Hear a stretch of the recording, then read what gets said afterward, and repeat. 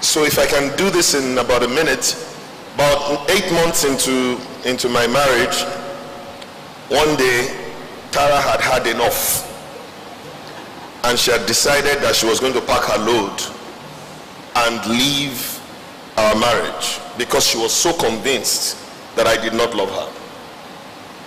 Why? Because she said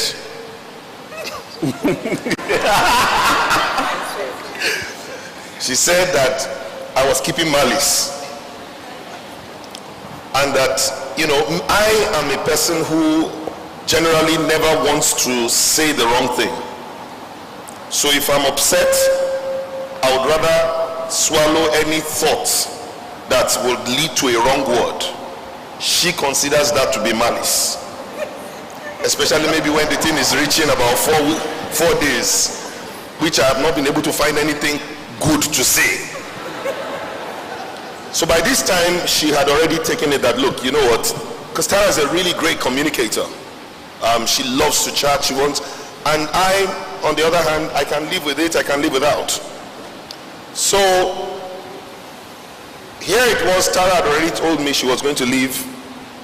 I did not argue, I wasn't angry. I said to her, remember, I didn't tell you to leave, but I will tell you this: if you leave, you can't come back home.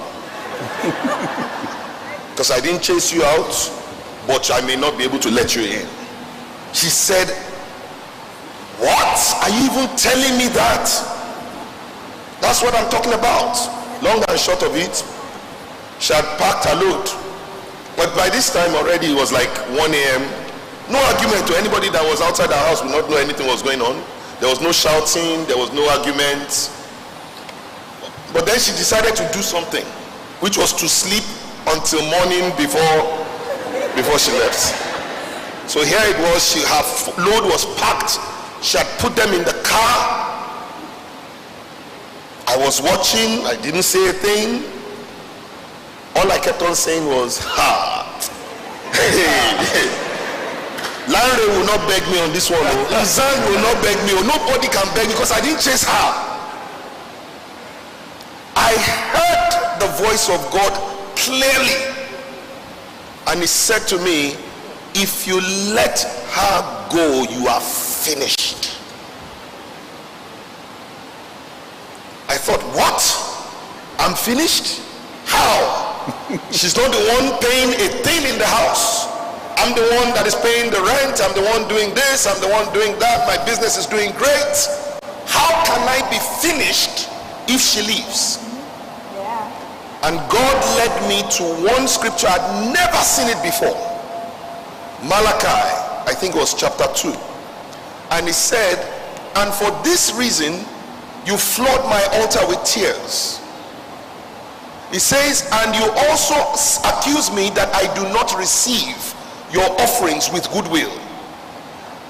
And the next thing I saw, he said, it is because, meaning God did not deny that he was not listening, and he didn't deny that he did not receive the offering.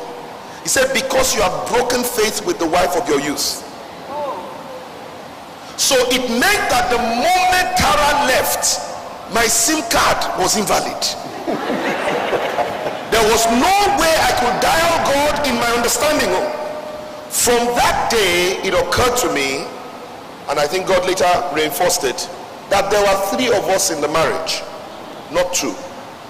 I told her, and I've said it to her several times, I said, I am trying to impress God as much as I'm trying to impress you in this marriage. And I cannot lie to anybody. That is all that drives me in this marriage. I'm trying to impress 2 people. Let me just close with this. Do you realize that there are many marriages that outside, in front of people, they look better than they are inside? Well, in my own case, my audience is not the people that see me outside. My audience is God. I am so aware of the eyes of God on me and my marriage that no matter what has to happen, my marriage has to be good in front of God, not just in front of people. So this is what happens.